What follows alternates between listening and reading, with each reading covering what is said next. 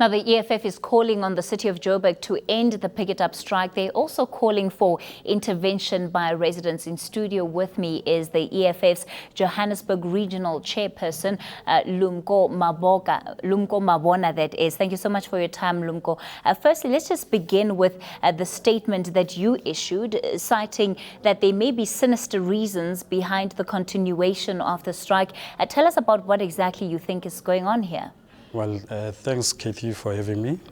As the EFF in Joburg region, we are well aware of the strike and we support the workers who've been out there trying to make sure that they demand a living wage. The sinister forces we're speaking about as the region is that partly of the contingency plan that has been put into place, there's an issue we believe that millions and millions have been spent to pay those scab workers who come in and collect refuse on behalf of the striking workers.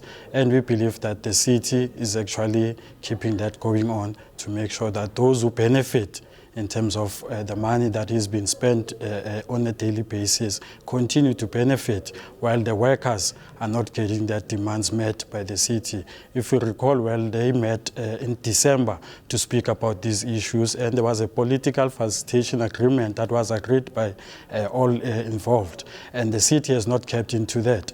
And we are saying as the EFF, in solidarity with the workers who are demanding a decent living wage, we are saying that the city must act immediately to make sure that they stop the strike. I mean, you're saying that the city is allowing this to continue so that the companies contracted to step up as a contingency plan in the meantime can continue making money. And it's 28 million rand that you say has been made, particularly in the last 3 weeks. Have you at all investigated who these companies are and where this money is going to? This issue, it's not a new issue. We have raised this before, that there's lots of corruption involved in terms of these companies who've been tendering and making huge profits, large sum profits from the process. If you remember well, the city of Egoli in 2002 came up with a plan of making sure that they deal with issues of essential services.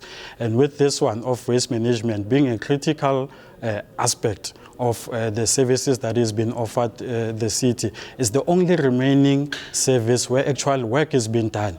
You look around at all other services, there's always issues around when But the mayor, Park Stow, yesterday called for an end to the strike and also spoke about the intervention that they're going to be embarking on from his position. So, you know, your claims are, doesn't that then mean that they're unfounded? We have made sure that we do investigation in terms of what has been happening, in terms of the strike that has been happening. And we have clearly found out that the city in itself has a major role in playing and making sure that it gives services to the communities, to the people. But what we have seen is that the business interest of some names that we have, of which will further take forward the case in terms of exposing their benefits and how they benefited out of the strike itself. As you well know that in terms of in terms of the Municipal Financial Act, in terms of having a huge amount of over $1 million being paid out, there has to be a tender given.